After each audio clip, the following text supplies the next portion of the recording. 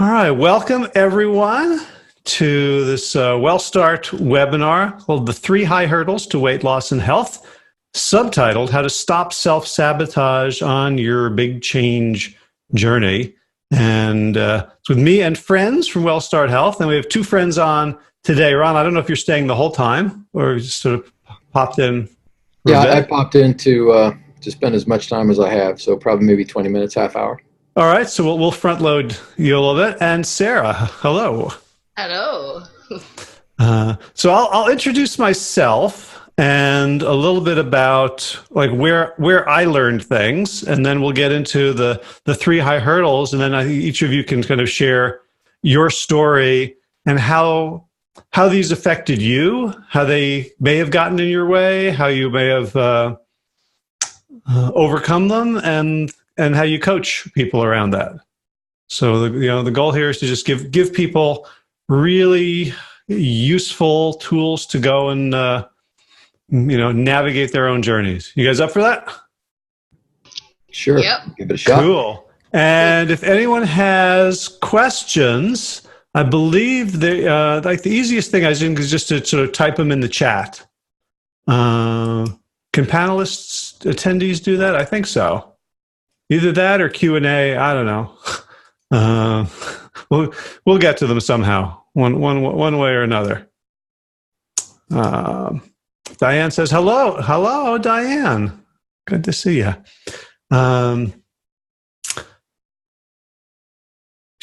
Diane, can we bring you in too as a panelist? Have you guys met Diane? I don't know if I've met Diane. Oh, well, she says yes, we'll bring her in. She's in the current coach training, but she's been coaching probably for longer than I have.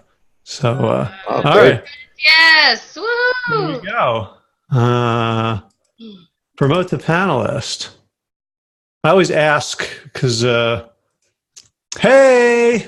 Hi! How's it going? Oh, you're muted. Is that better? It is. It is. Oh, we're going to have so much fun today. Oh my God, we got such great coaches and inspirations. So let's, I'm going to get my stuff out of the way so we can let you guys shine.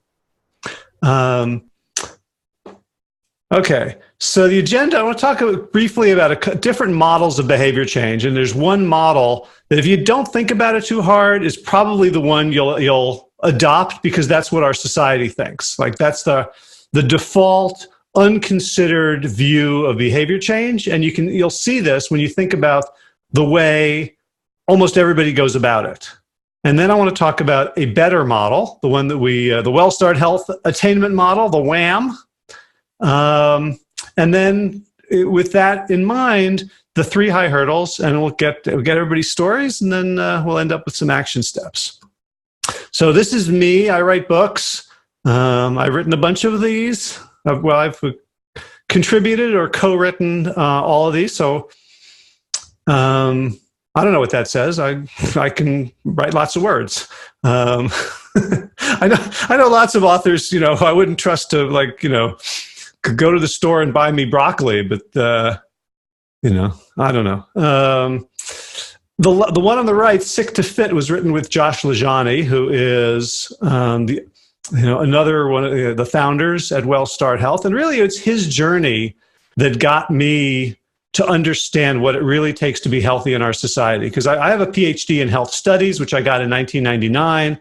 And I feel like I did not understand health behavior until I met Josh. And then once I met Josh, I started meeting all these other people who had these amazing transformation stories, three of whom have joined me today, Ron, Sarah, Diane, who've all figured things out that you don't get from books, you don't get from the mass media. We all kind of sort of stumbled upon it on our own. So if you don't know Josh, this was Josh in 2012. And this was Josh in 2016. So clearly he figured out something, did something right. And when Josh and I met to begin to work on his book, he started sharing with me this ethos, this way of thinking about health behavior change that is like, it's the outlier view. It's what everybody who has successfully made this change and, kept weight off for 5, 10, 15 years, who've reversed chronic disease, who've turned their lives around, what they know and what nobody really is talking about. Because, if we do scientific studies about it, we're looking at large populations, and this is really like this secret group of outliers who, no matter how much they scream about it, people still will look for the shortcut. So I don't know if you guys find this as well, that if, you tell people, you got to do the work, and they're like, yeah, but what's your secret? So Josh is on a mission. Here he is on Good Morning America, on the Today Show, and he's also a leading voice at WellStart, teaching people how to lead healthy lives. And as Josh is sort of the model of who we're looking for as a coach, and so we found all these other great people, some of whom are on the call today, who have also done equally impressive journeys. I don't know how you compare them, but in terms of cred, like the people on this call today are people that I would talk to if I was stuck and I needed a mentor, a Sherpa, someone to help me climb the mountain to where I wanted to go. So Ron and Diane, I apologize. I did not feature you guys because I did not know you were going to be on. But here's a little Sarah triptych. So Sarah, can you unmute and just talk a little bit about your journey for a couple of minutes? Sure. You want me to just start Yeah. off? Oh, Yeah. Well, you have these beautiful photos. Well, so my journey, I was born with hip dysplasia. I've had a total of 7 hip surgeries.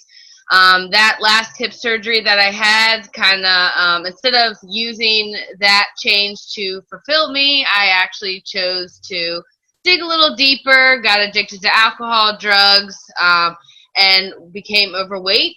And so then I had this idea that I wanted to train for the Olympics, and so I allowed that to get me into the best shape of my life. It also led to being a plant-based, learning about plant-based foods, becoming a plant-based eater, and then I met Howard on a podcast, and now I'm a WellStart health coach. And the rest is history. Right. And that's one of the things that you'll notice is when people talk about it, when we talk about it, it sounds kind of easy. Like, oh, we did this and this and this. So we're gonna dig in a little bit to where there was struggle and what you did to actually make it easy. Where I just read a line from a book, quote, that what is easy is sustainable. Right, so it's at some level we had to take these things that the world thinks of as really hard, eating only plants. Oh, how sad for you! And working out really hard. You poor thing. Why do you punish yourself like that? And turn it into things that are actually easy for us to do on a daily basis. So while we have this slide up, Ron, can you unmute and share a little bit about your story? Sure, I'd be happy to. Well, see, I was born in the Midwest, so growing up, it was just the typical, pan-fried pork chops and meatloaf and butter and double milk and everything. And then when you get old enough to drive, you're in high school, it's the fast food restaurants at your Cruise and McDonald's.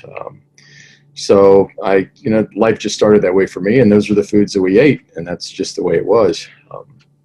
I joined the Marines and was fortunate enough to travel and see a lot of the world and experience a lot of things, but the food stayed the same. Chow hall food was just really high meat, macho, protein centered diet, and that's what we always expected things to be. After that, became a police officer, and again, this really manly, macho fueled, meat centered lifestyle and alcohol and the whole bit. And on my 40th birthday, I woke up and I was, after I'd retired on disability, was obese. And 1 month after that, I was diagnosed with stage 3 liver disease and many, many maladies that the doctors couldn't give me, I guess, a clear reason for me to be experiencing the symptoms I was experiencing. And I had no clue I was sick. The only reason I found out was I had failed a life insurance physical. So I guess my first bit of advice is if you think you're healthy, schedule a life insurance physical, and they'll let you know if you're healthy or not. because they get pretty serious about what they look for in your blood and all your biomarkers. So I didn't have cancer, which is what they thought I had, so I was very fortunate there. But over the next 12 years, my health steadily declined. They told me there was nothing they could do about the liver disease, that it would continue to get worse, and I would probably be facing primary liver cancer, or that I would need a liver transplant within about 10 years.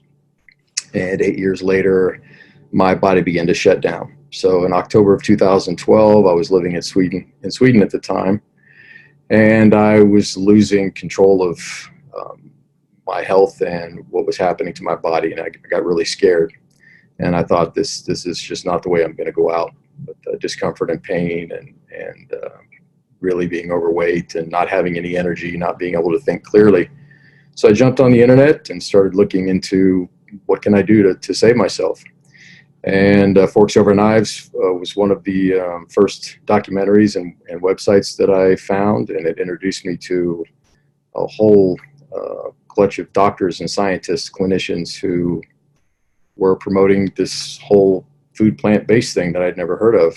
And having a belief in science, it all made sense to me. I spent 3 weeks just digging in as deeply as I could and watching every video I could find on YouTube and reading all the publications that I could find, and it just made sense. And within 9.5 weeks, all of those biomarkers that were telling the doctors that I was checking out had returned to a normal range, and within 5.5 months, I'd lost 65 pounds. And by all accounts, to the doctors, I'd never been sick in the first place. So having that information and becoming very angry at life and very angry that I had gone through this, I wanted to help others, and then was fortunate enough to find Howard and Josh and this a new approach to coaching and spreading the message, not so much as a hammer, but as someone that can be a guide and to nurture this information with others that are looking to make this change. So I've become part of the WellStart team, and I'm looking forward to working with people who are interested in making positive change. Awesome. Thanks. And I think it's wonderful to have like your contrasting journeys, and, because there are people out there who can appreciate and relate to the way you approached this behavior and lifestyle change as a Marine, as a cop, mm-hmm. right? Which is probably very different in a lot of ways than the way Sarah approached it. And yet coming to, the same human strengths to apply to this lifestyle. Exactly. So thanks. Diane. Yes. Well, my journey did not start because I was overweight. My journey started because I was a busy professional engineer, consultant, working for a company and then starting my own business, a divorced mom with 2 small children, and I'm in my early 30s. Stress was my best friend at that time. Stress, I had high blood pressure, and I'm really young. I think I might have been just 30. High cholesterol, because I'm living a good consultant life, on expenses and and eating everything I can think of. People, just feeding us, just eating all the things that I probably always wanted to eat, and not really thinking about my health. And because I wasn't overweight and I thought I had a clue about what was healthy, but I really didn't.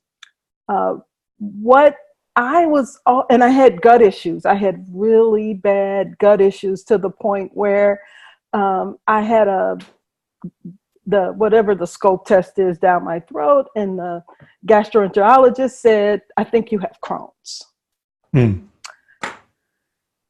I did not have Crohn's. Thank God. They sent it to pathology, but I was in a zone where if I didn't get a handle on my health, I could have a heart attack or a stroke. That's what my doctor told me all the time. And then I'm on blood pressure meds because my blood pressure was really off the chain. And at that time, I really didn't know what to do. But I knew that I had to figure it out because I had 2 small children and an awesome career that I really wanted to be a part of. So I just didn't really know what to do. I started researching, started exploring ways to be healthy and to limit my stress. I just approached it as, what does it mean to be healthy? I really didn't know. And I started digging in. I started going to classes. I didn't even know fork over knives at that time. I mean, this was many, many years ago.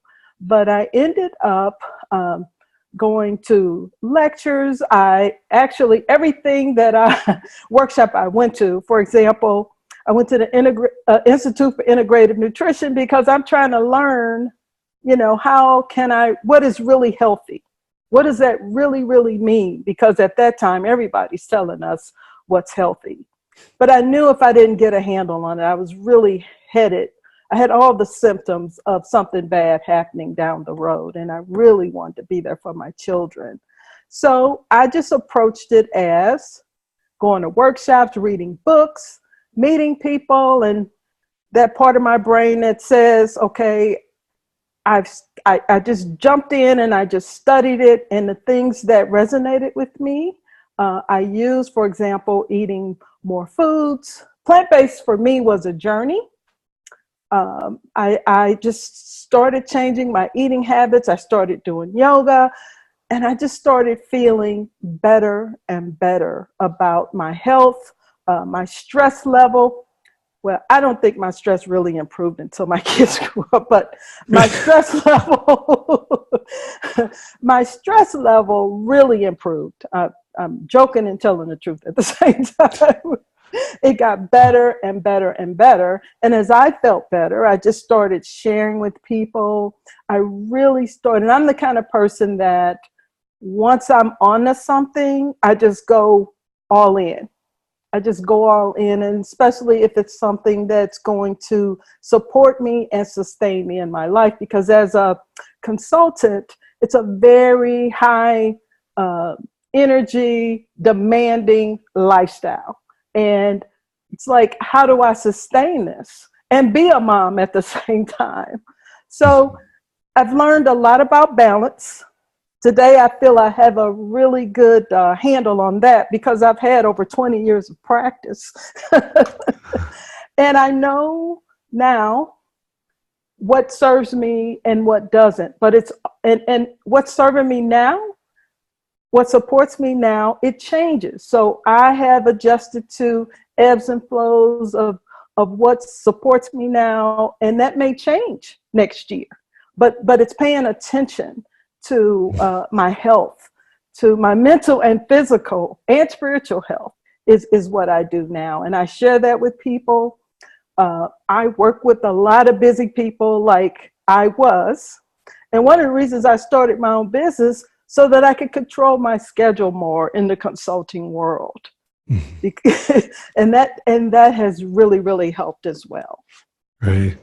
Great. So thank you, all three of you. One thing I find interesting is naturally when we tell the story, like one of the pivotal points that we want to get across is like where we discovered it. Like I found Forks Over Knives. I started attending lectures. I was looking for this. And like for us, that moment is, like a flower suddenly blossoms in front of us. Like, oh, this feels true. Even before we know it to be true experientially, there's this moment of, wow. And yet, think of how many people have seen Forks Over Knives, are listening, people watching here who came here because of Sick to Fit or because of the Plant Yourself podcast, who have the information and yet are still like, yeah, I got it, but I don't have it. It's not integrated. So really what I want to talk about today is that the integration process of making ourselves whole through the lifestyle changes. So and tell me if this resonates with you guys in terms of what we're taught. That basically the model of behavior change is, okay, once you know it, then you do it, right? And once you decide to do it, then you do it. Like think about New Year's resolutions, right? What are the steps we go through? Okay, what do I want to do? I want to lose weight, so I'm going to go to the gym 4 times a week. So December 28th, you find a coupon, you sign up for the gym, and then you have 3 days to not go to the gym, which you really, really enjoy. And then it's January 1st, you're supposed to, or, you're hungover, so you're not going to do it that day. But January 2nd, you're definitely going to go to the gym. And well, maybe you go and it's smelly and there's people with abs who scare you and you don't like it and you don't know what any of the machines do. And this bank of televisions isn't playing any of your shows and you're too scared to ask them to change it. And so you go a couple more times and then you're done. And so the problem was you were not motivated enough, because if you were motivated enough, you would have stuck it out. Or you're lazy. One morning you wake up, January 7th, and you're like, I'm kind of tired. This doesn't feel really responsible. And you don't go. And then you don't go the next day. And you don't go the next day. And then, it's the middle of the month and you realize, oh, well, another New Year's resolution. Or you're undisciplined. Like, yeah, I know I should do it. But, the kids, right, Diane, the kids need me. This other stuff, it just doesn't fit into my life. And when you think about like models, the theoretical models, this is a pretty weak one. And yet it's the one that, our society foists upon people. And maybe we've heard this, like, oh, you want to lose weight? What's the secret to lose weight? Eat less, move more. Eat less, exercise more. And the implicit, of course, that's true. It's absolutely true from a thermodynamic perspective. And if that's what you're telling people, you're implicitly telling them, and if you don't do it, it's because you're lazy, unmotivated, undisciplined. So don't come whining to me.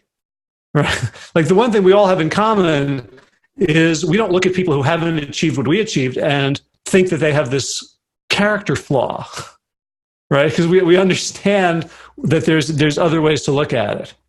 So the WellStart Health Attainment model is useful because it's a diagnostic, and we can look at where we're stuck and what we need. So I'm going to go through it real quick, which is the bottom. Diane's laughing because she's never heard me go through anything quickly, right? No, so watch me. At the bottom level, which is the fundamental level going up, we need motivation. If we don't want to do it, we're not going to do it. So all of you guys told your stories today. You had strong motivation to change. There was real pain there, right? And you varied. It's interesting to see the different varying of motivations in terms of getting away from something horrible and getting towards something wonderful, right? So for Sarah, it's the most obvious something wonderful, like, oh, Olympics, right? That's very different from my liver disease and my stress levels and my high blood pressure. And yet both of you were also moving towards something positive. You may not have known what it was at that time. So we need motivation. If there's no motivation, there's no movement. Comes from the word, motivate means to move, motive. Next level, self-efficacy, hugely important, which just means, do I think I can do it? So and you guys can just unmute yourselves and we just have a conversation a little bit. How many of you someone asks you like, oh, well, what do you do? What did you do to get healthy? And you tell them and they say, oh, I could never do that. All the time. Absolutely. That or they want to, and they clearly really want to, but they're stuck. It's the big but in the room. Yes. No pun intended. Sorry, but but I could never give up cheese, or I could never give up ice cream. Oh, that sounds great, but. Well, I also feel there's like deep conditioning, whether it's beliefs, whether it's just family dynamics. There's other factors that I've learned are at play in front of being able to get to the motivation. In my opinion, food is as volatile, I think, sometimes as politics and religion. Mm-hmm. It's all we know growing up. We celebrate with food. We commiserate with food. We reward ourselves with food. We punish ourselves with food. Yes. It's the holidays. It's the meals. Yes. It's everything we've ever known as a family Yes. group, and it's our identity. So absolutely, there's a lot to it. And Right. that catalyst, that thing that gets you beyond that point, that important catalyst, when that finally strikes and it's there and you get it, then I think it makes it much easier. Whatever that is. Yes, whatever that is. For me, I usually like to hit rock bottom, and then I come out like, hey, okay. But now I've done it enough that it's like, all right, I don't need to do that now. So we also, if you're one of those people that's got to crawl under the rock and then come back, hey, I mean. Yeah. Well, and we have a national obsession with hitting rock bottom. Like we celebrate people who hit rock bottom, right? We don't celebrate people who figured it out quickly. No, we don't. No, we don't. And I tell you, that used to piss me off. It's like, do I have to gain 600 pounds and lose it before I can really help someone? The comeback story. Yes, we love the comeback story. We really do. Right. Okay. So that second layer is self-efficacy, just the belief that I can do it. And as Diane was saying, it's very multifactorial. What contributes to someone's belief that they can do something? And all of you had experience in life of capability, like tremendous capability that you weren't necessarily approaching your health with, but being a high-powered consultant traveling around, getting that education, putting it into practice, wowing clients. Like there was a skill set there. And yet there's a lot of people as successful as you, Diane, in the business world who feel like complete failures in these other areas of their life because they've never taken the time to think about what are my strengths and how can I apply them? And for Ron I have never been a cop or a Marine, but I hear that like discipline is important in both of those professions. And being, a person of honor and doing what you say, and withstanding hardship, right? That not everything is supposed to be fun. It had its moments, yeah. And Sarah, you had been a competitive swimmer, right? As in your early teens, I think. Yeah, I basically swam before I walked, so it's just normal, Right. So all of you had wells to draw self-efficacy from, just like everybody else. And one difference is you found them. And a lot of people don't see that their life experiences and their existing skills are valuable in this other domain. So that's one thing we work hard on at WellStart is to get people to tell us how good they are at stuff. So then the next two are the forks over knives story, the strategy and the tactics, right? Like, okay, I'm motivated. I know that I have the capability to do it if I just knew what the it was. And then we find a thing to do and we learn strategically and like, okay, I'm going to eat plants and I'm going to move my body more and I'm going to do yoga. And then the tactics, like, what do I cook? Like, okay, I don't know what a plate looks like anymore, right? It was always the slab of meat, the potato, and like 4 green beans. And now what am I left with? 4 green beans? Like, can I even eat potatoes? And so, understanding tactically what to actually put on the plate and then being able to do it, right? How do I use the Instant Pot to make bean stew? What do I do with the chickpea water after I've opened the can? Things like that, ability. That we have to embody. Right? And those 3 are pretty easy. Like once you have motivation and self-efficacy, I mean, we live in a world in which like the internet gives us everything we need to figure out the right strategy, the tactics, and to develop the ability. So the thing that really gets us is follow through.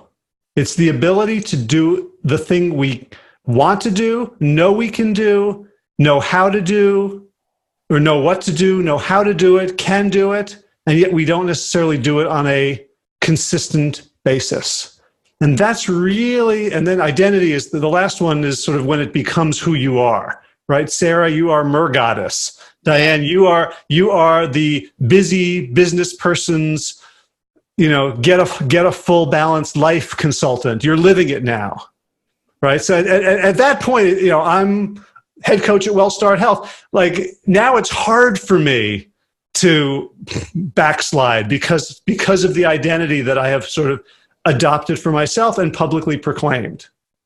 But let's talk about follow through a little bit. This is a scientifically completely validated number, because I made it up myself, where 97% of people get stuck is on follow through. So I want to talk about what I've seen is sort of three big reasons in this domain people get stuck on follow through. And the first one is I call the Wagon Illusion. Do you guys have people who say, oh, well, I did that for a while and I fell off the wagon? Right. So did you guys, when you guys were, and why is this an illusion? Right? Because people, what if people, when people say I fell off the wagon, what they mean is, oh, well, it didn't work again. Right? And so they're interpreting, like, did you guys have a linear progression? Every day was better than the day before it. You never made a mistake. You never slipped up. You never did something you didn't want to do. Never. I mean, there was always mistakes. There was always, but it's really about how you're, approaching it. Like, yeah, if you're saying I fell off the wagon and now you've beat yourself up about how are you going to now have motivation to continue the journey, because everybody has to have some kind of failure to learn from that, to then grow and get those tools from that place. So, and I had lots of failures and falling off the wagon, but I think for me, it was always in top of mind to reorient myself, get back on to what I was trying to do, because I saw where I wanted to go and where I needed to be. And it's like, once I knew better, I didn't feel comfortable staying where I was when I did fall off the wagon. Right. So at WellStart, we actually argue with people about the very wording, right? Because when you picture, like, I fell off the wagon, so the wagon is moving. I fell off. I hit the ground. I bruised my shoulder, my elbows. My knees are scraped, and the wagon's still moving. It's going, and the horses are pulling it, and it's going up the hill, and I can't, I'm lying on the ground. I can't even catch up. Like, oh, well, missed, like, it's gone. Like, I missed the bus. And here I am. And the truth is, as Josh says, we are the wagon, right? There's no wagon that goes away. So we're the way he puts it is you're only, I used to talk about it like you just took an exit off the highway. And I don't say that anymore, because that implies like I have to come back onto the highway through the on-ramp. The truth is you're never more than one step away from being right back on the path. Right. And what is the smallest step that you can take? Really small. That's what I tell my client. What is one little thing you can do to get going again? One little thing. Because I think some people become overwhelmed because they're looking at the whole process of whatever they're trying to do. Yeah, like that's, if there's no wagon, if you just made a mistake, and I love what Sarah said about like we only grow from failure. That's like right. You have to fail. There is no other way to do it. If you go through this and you don't fail, then you don't trust yourself to ever succeed, because you've never been tested. I feel it's an integral part of success, but Howard, our society teaches us, we get those messages in society that we're all failures in one way or another. So I think a lot of people believe that about themselves because they're just conditioned to believe that on a daily basis. Yeah, it's like, like our political discourse is now about who's a loser, right? Who's a loser, who's not a loser, and and we learn in school, right? If you spell something wrong, you get a lower grade, right? So it's like we do so much work with people around. They made a mistake, and now they have a choice to either learn from it. And people do two things. The thing we want them to do is to objectively assess it, learn from it, with a fast assessment, what happened, what went into that fact, into that decision, what was missing for me, what can I do differently next time, all that stuff, consulting 101, right?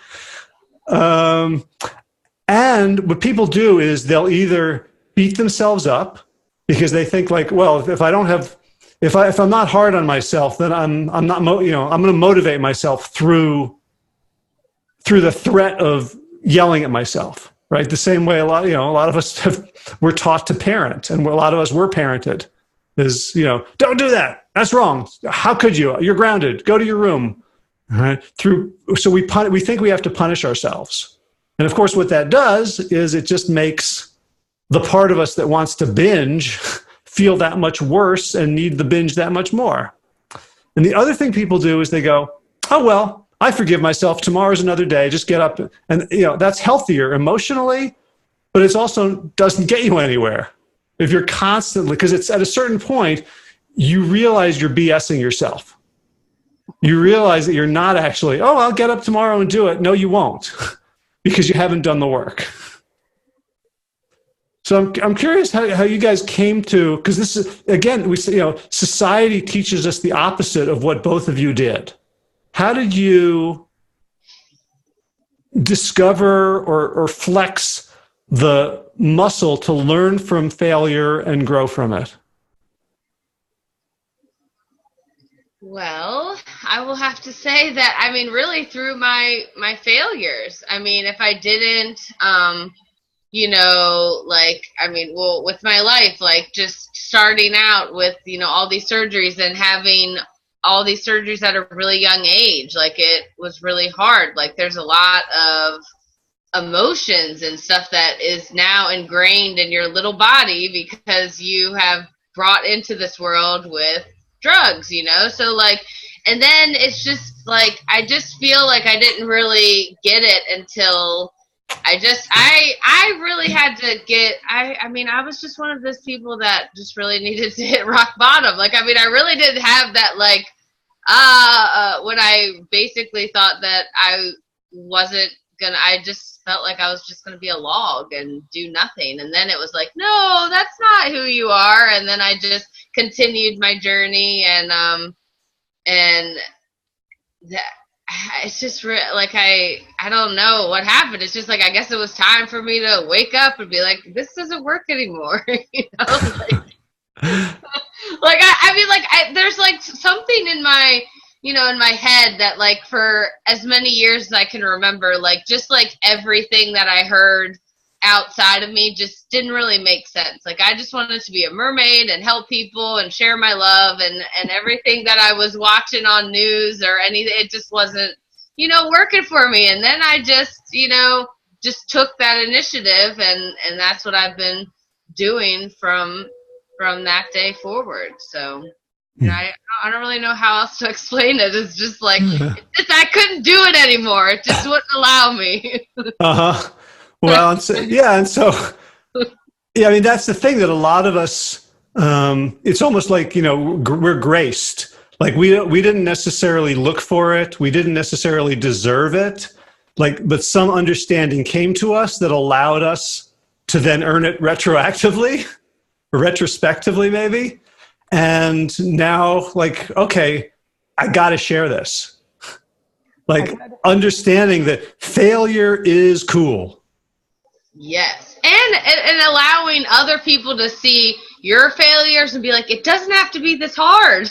Like you don't have to get up from under the rock. You could actually like learn these things and do it now, you know, and do better. Well, like a month ago, sorry, Dan, Sarah posted on Facebook like her failure in a race, right? Like I did terribly, and you didn't sugarcoat it. You weren't like, I'm thrilled that I failed. You're like, this hurts. This makes me question myself. It makes me question everything, and I'm going to sit with it. I'm going to let the experience wash through me. And then like 2 weeks later, you had your best time ever. Yeah, and then another 2 weeks, I just had my best times yesterday. So, I mean, like, like for me, like, I always beat myself up. That was my theme, was like, I get into a failure, I sit there for a really long time, and I don't learn anything from it, and then I continue with that.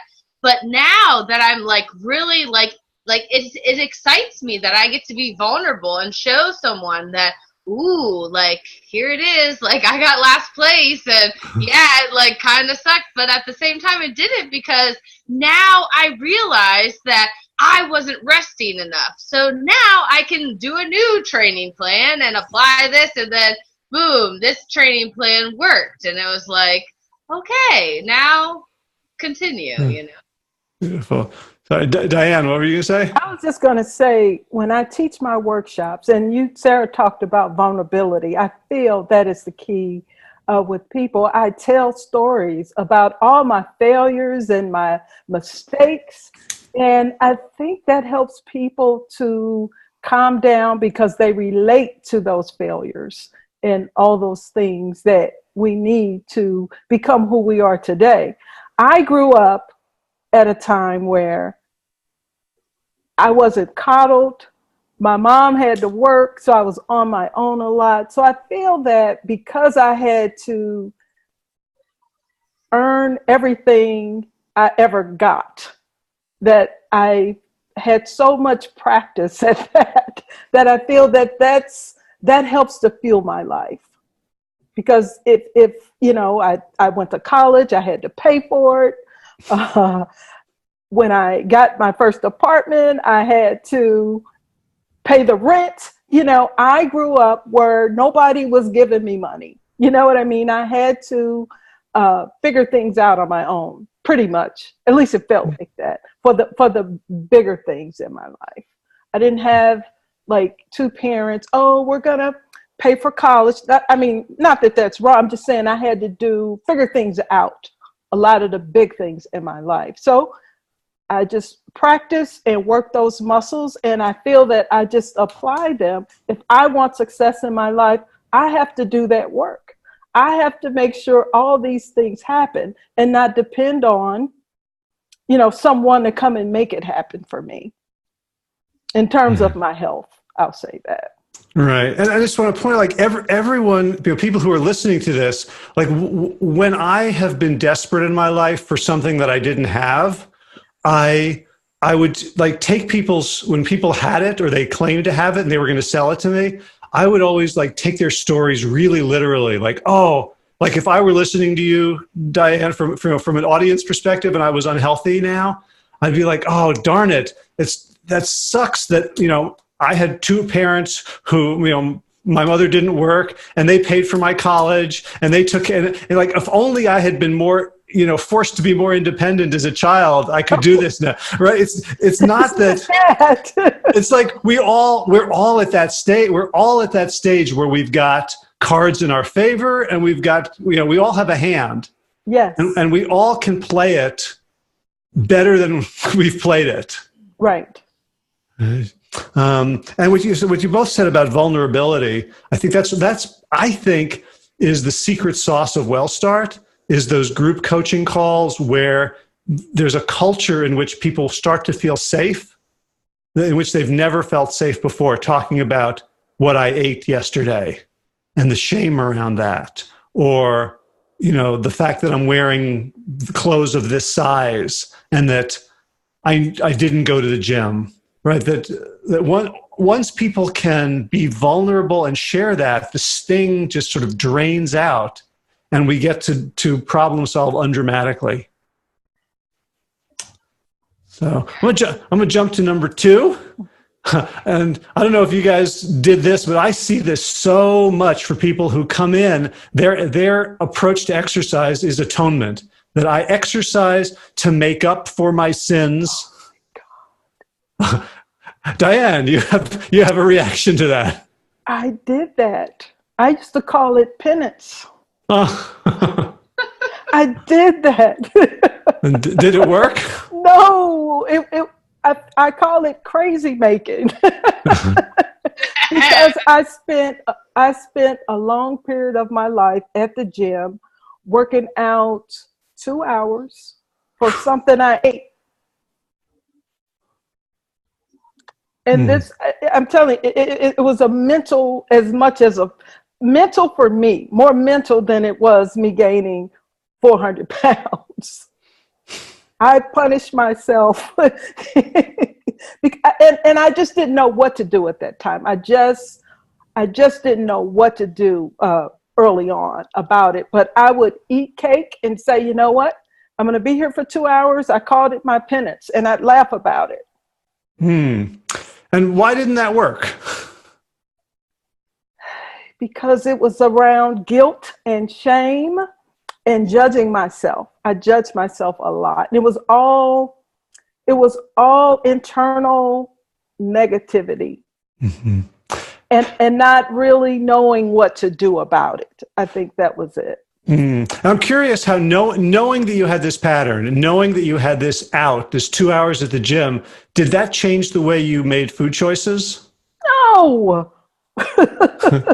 No.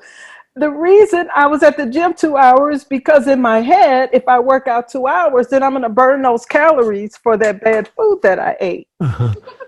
Yeah. So seeing exercise as penance actually made it easier to eat the foods that were in your mind off your plan. Off my plan, but the problem was I wasn't losing weight.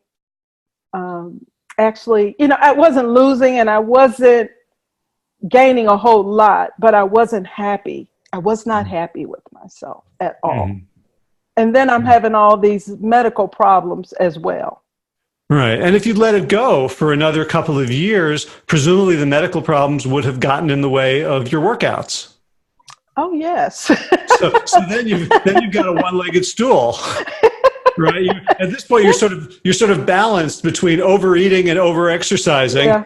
And at a certain point, the exercise was going to break down. Yeah. Right. Driving myself nuts.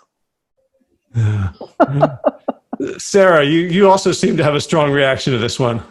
Yeah, well, I mean, as an athlete, I mean, it's just like common. Like, well, I just was at the gym I've worked out all day. I can eat whatever I want, And I, once I had gotten past my, I guess my overweight, stage, I was convinced that I could eat 2 pounds of bacon and get abs.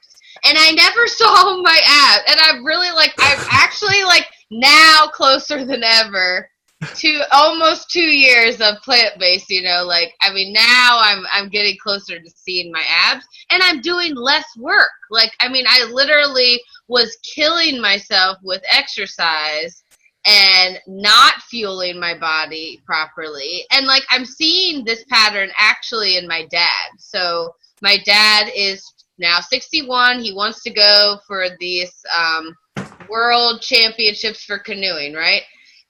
But he hasn't really looked at his food as a thing to help him. And so now he's learning the rock bottom hard way, And so but I get to learn too and see oh wow, I'm glad that I've been able to look at food as not like you were saying, Diane, I get to eat this because I did all this work. But now it's I get to eat this because I'm fueling my body, as I'm fueling my car with good gas, it's not about well, I ate this, so now I got to do this. It's more about a balance, being able to eat good and being able to give your body the exercise that it needs without overdoing it.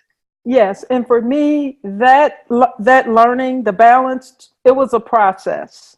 It was a process, and learning really what that meant.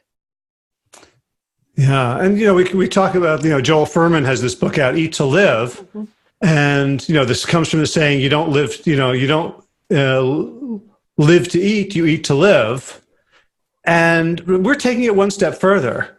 We're saying as a competitive athlete, I eat to fuel my passion, and Diane as a successful, hard driving business person, someone who created your own company, someone who rose from bootstrapping everything to where you are now, you're fueling the contributions you're making, right? So that's when we get to that top piece of identity.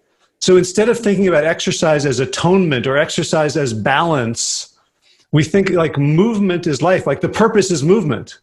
Yes. And the food, we can still enjoy food. We can still eat things that are delicious, remembering that the primary purpose is this higher purpose that's going to give us so much more joy and pleasure than the little hits of dopamine we were getting from the food we were eating. Exactly. That we had to exercise off. Exactly. And in my life now, I just feel light about everything. And even when I go to the gym, I'm not working out 2 hours. I don't need to do that. Right. Like my 2-hour workouts, I did too long. My heel is much better. I've been having plantar fasciitis, but this weekend it's been better. I did 12.5 miles on Saturday, 11 miles on Sunday. And they're long workouts, but the purpose was like a meditation. Yes. Like to put, after the first hour, there's only so many stupid things your mind can say to yourself. Right. And then it gets tired. And then you're just sort of, running in harmony with the world. But it's to get to something. It's not to make up for anything. Right. All right. So we got one more. This is motivation like a punctured tire. And people think, well, I have to be motivated in order to do this. And, and every day, that's what we're talking about, like going to the gym. Like, oh, well, if I'm motivated, and people will come to WellStart and they'll say things like, boy, I really hope, I'm motivated right now. I really hope it lasts. And we tell people it's not going to last. You will not be motivated every single day to get up and do those things. And I'll bet, Diane, that you were not motivated every single day to get up and be a great consultant. There were days you wanted to play hooky. Right? No. I mean, even now, I hear those thoughts. I literally talk myself in and out of stuff all the time. But what I feel today is, yes, I'm talking myself out of it, but I can override anything, and go ahead and do what I need to do. Yeah, but everybody who has a job knows that motivation is not required to get up and go to work. It's not. It really isn't, because it can become repetition. But in my life, and at this point, I have changed my life to where I'm trying to put this in a way where my life is not repetition in terms of getting up and going to work. Right. And I think for me, I change up. I don't even see the same people all the time. Right. So, you've gotten to a place where you've made it. We're not trying to say, let's make this as bleak as possible so that we're never motivated, but to expect that there are days when we're not motivated. Sarah, I don't know if you're motivated for every single workout you do on your training plan. Do you get up? There are days that I'm like, I don't want to do it, but I sit and I allow those thoughts to be there. Mm-hmm. And I don't have to believe those thoughts. Yeah. It's just like, you know what, there they are, cool, but I want to do this. Like, I have created this for myself, and so now it's more of a want than a need. and just like you had said earlier about, what you're saying to yourself, the words, all that. It's like, it's really powerful now that the more that I pay attention to it. Mm-hmm. I think the mental is just as important as the physical. Totally. What you say, because I've been that person, what you are saying to yourself that's the first thing. And I also believe that the body will follow whatever decision you make. Whatever the decision your mind makes. Yeah, and be careful not to mistake the words you're hearing for the words you're speaking. Exactly. Right? Like this is what we get from like the meditative traditions. Is like, don't believe your thoughts. Right. You're not responsible for your thoughts. You didn't choose them. But that's a big one too. To even make that connection, to even say, I remember the first time I heard Byron Katie say, you don't have to believe every thought. Oh my God, that blew my mind. I'm like, what? I don't? So of course, when I heard that, Howard, she was my teacher for years because I needed to know more about that. You mean I can have control over my thoughts? Right. Or, and this I think is the key to follow through. And this is something I got from Peter Bregman. It says motivation is a thinking problem, right? Like, okay, well, I'm sitting there, I'm not motivated today. I'm hearing these thoughts. I'll dispute them and override them. For me, that's not how it works anymore. Mm-hmm. For me, what Peter Bregman said is that the trick to dealing with not being motivated is to not think at all. Like, I get up and I do my thing. Okay, all the thoughts are going, and I'm not going to stop and entertain them. Yes. Right. It's like there's a period at which you have to dispute it, right? Yes. You have to come to terms, right? But at a certain point, it's like, okay, there's the thoughts again. Yes. Here's the chorus of bullies following me to my morning workout. Yep. They're following me as I sit down to write this chapter of a book. They're following me as I get ready to prepare a webinar. They're like, you can't do it. You're not good enough. You're too tired. You need to blah, blah, blah, blah. And we learn to simply do, and I'm sorry Ron's not here anymore, because as in the military, that's what you're drilled on, like doing things that normal humans wouldn't do, and to get it into your muscle memory so that you don't have to think about it. Right, and I say the practice is doing it anyway, just doing it anyway. Right. Whether I'm what those thoughts are going really strong. Because that will never go away. The thoughts, not necessarily, they don't go away. We just get better at ignoring them or letting them pass, in my opinion. Yeah, and I have found, and Josh taught me this, is I get the most excited I am about my workouts is when I'm not motivated.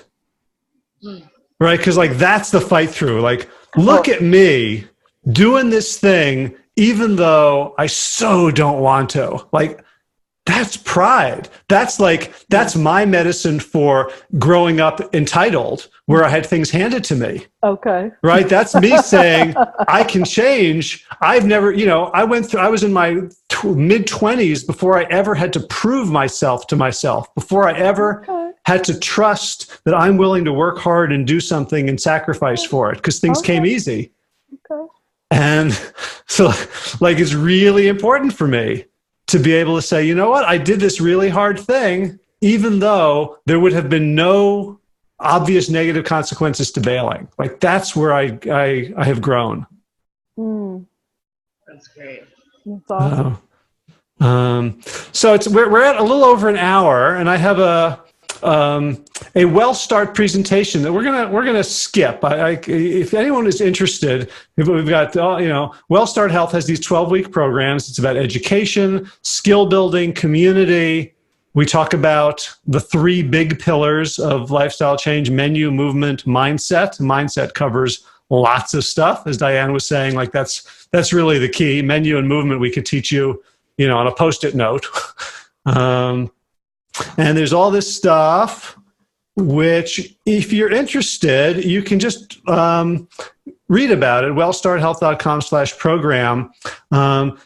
So Sarah, you have been coaching. Mm-hmm. I wonder if you could say just a couple of words about like what's your experience of other people's experience in the program, and then we'll talk with Diane, who's just completing the coach training and is going to be joining a cohort soon. But Sarah, what do you want people to know from your perspective about what we do at WellStart and what they can expect?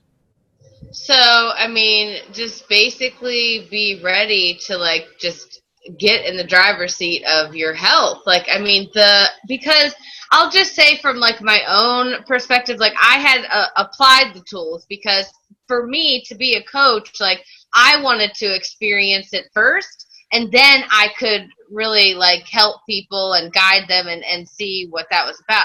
And so by me going through it and then now seeing other people going through it, like, I mean, it's just an eye-opening of like what changes people can make on a weekly basis, how motivated they can get, how inspired they can get. And so amazing because you're in this little group of other people that are also going through the same things that you are doing. And it's just fascinating. Like, that's all. I don't have anything bad to say because it's like even changing my life. Like sometimes I feel like I'm cheating because I'm like, oh my gosh, you guys are like crushing it. And then here I am just like, okay, this like feels so easy because like, but like, of course everyone has their own things, but like for me to share my own vulnerability and to really own it and embrace my suck and all that, like now it's like easier to help people brainstorm and coach through their own journey. So I mean, I would definitely recommend it. It's like the best program out there. Like you have support, you have tools, you have amazing people to guide you, and it's one of a kind. So if you've never heard of it, try it out. All right, thanks. And Diane, I know you haven't gone through the program and you haven't coached yet, but you've been going through the coach training. Yeah. I wonder if you have anything to share about that process. On the coach training? Sure. Yeah. Well, what I'm learning, because I did a lot of in my work, I do a lot of mindset work. But what's so beautiful, I'll say, and what I'm learning most about is that like 2 weeks ago, we talked about when people show up with issues. My first approach is to help them clear whatever they're showing up with. But what I've learned is to help the client be comfortable in that space of whatever they're carrying so that we can go through our session together. I've learned how to, not quickly, but to be able to help people without them resolving a whole lot. Mm-hmm. And you don't have to do as much work, right? In the moment. Yeah, this is different. I'm loving it. Yeah. I'm loving it, but I'm loving it. Well, and I'm so happy to have both of you and Ron, who had to scoot, as partners, as coaches, because just so like when you shared our stories, they're all so different. Yeah. We come from such different places, and yet there are these commonalities that we all figured out somehow, stumbled upon. Some of us have harder heads than others, and it took longer and it took more rock bottoming. Like, Yeah. Right. Well, so I'll just say to people who are watching this, like wherever you are on the journey, there's definitely, it's not even hope. It's like gravity. Like if you do these things, if you show up, people who are watching this are already, understand plant-based living. They understand you got to move, but simply showing up when it feels like you want to hide. And just starting right where you are. You don't even have to be in a particular place. It's wherever you are when you show up, right? Right. I could have put that as a fourth mistake, starting where you're not. Yes. Right. Because some people think they have to be in a certain place to do anything worthwhile. And that's just not true. Right. It ends up being a really useful excuse to not do it because I'm not where I need to be. Right. So we have a new cohort starting on Monday, the 29th of July. So, and I'll say for people who are signing up this summer, we're adding an extra accountability piece in terms of these Bluetooth scales and blood pressure cuffs that actually sync with the program, so that there's less wiggle room for people.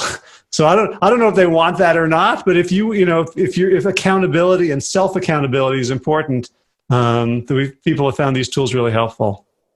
So I want to thank you both so much for taking the time. I'm just like beaming, looking at your faces and knowing that we're like pushing together in the same direction on this sacred journey. So I really appreciate everything you guys are doing. Thank you, Howard. Thank you. All right. I don't know if there are any questions. We got to go, so I'll give people like 10 seconds if you want to type something in. Otherwise, we'll let you go. I'm doing these webinars all week, so with a cast of whoever wants to show up. So Sarah, I knew you were coming. Diane and Ron are beautiful surprises, but we'll keep this up, and every day we'll have a different conversation and hopefully get people pointed in the right direction. So thank you, Sarah. Thank you, Diane. Thank you, everybody, for attending, and we'll see you guys soon. Yeah, see you in the WellStart platform. Right on. All right. See you. Okay. Bye. Bye-bye.